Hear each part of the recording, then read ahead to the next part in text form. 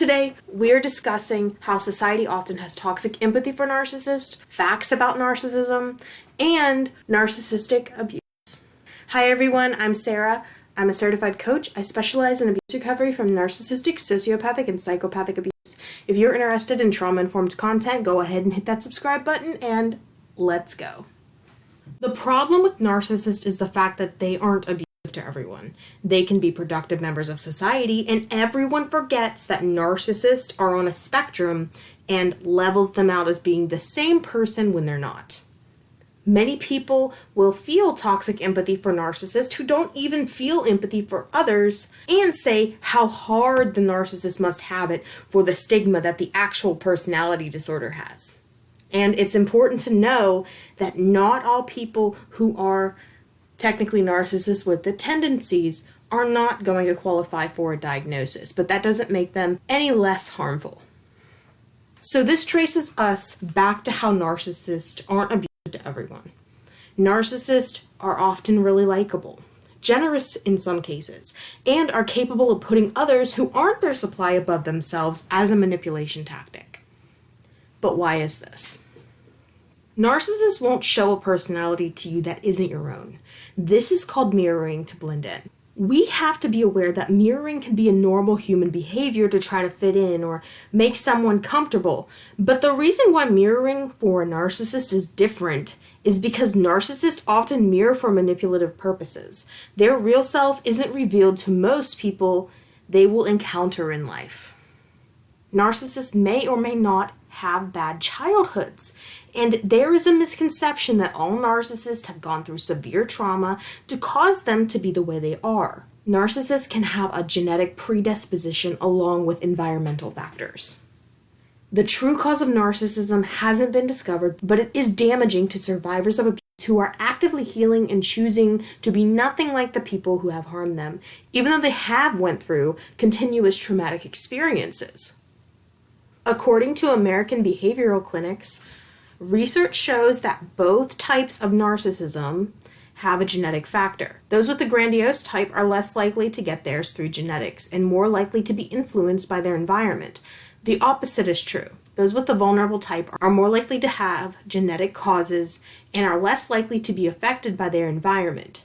Yet most researchers agree that your genes cause less than 23% of this personality type. According to a study done by University of Chicago medicine psychiatrist and personality disorder specialist Royce Lee, people with this personality disorder have higher levels of oxidative stress in their bloodstreams. This puts additional pressure on the body and may be why people with this personality disorder have so many problems dealing with shame.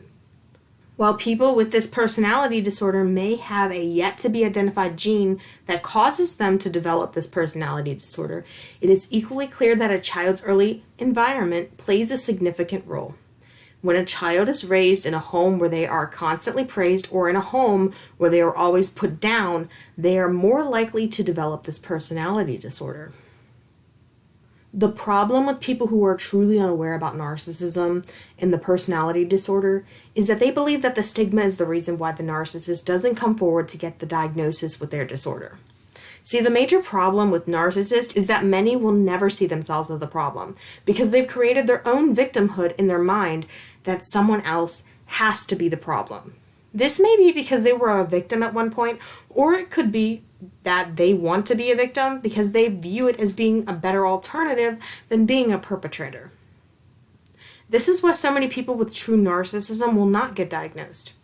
A lot of narcissists are only diagnosed because they were forced to by law. While there are some self-aware narcissists who choose to be diagnosed, and some of those narcissists are actually proud to be a narcissist, some self-aware narcissists may believe different things as to why they don't want a diagnosis. And here are a few reasons why they could. 1, they know who they are, so they don't need a diagnosis.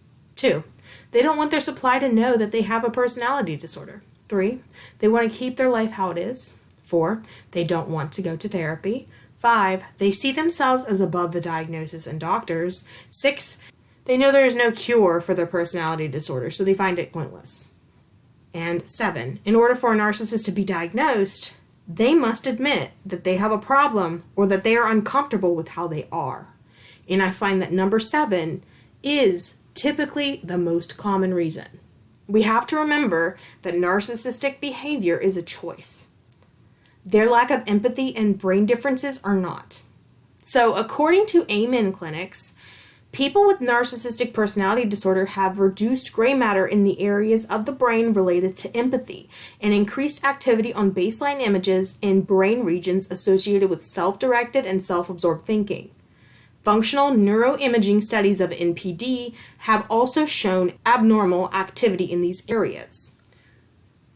So people with narcissistic personality disorder will have different brains than someone without the disorder. This does not give them a free pass to hurt others.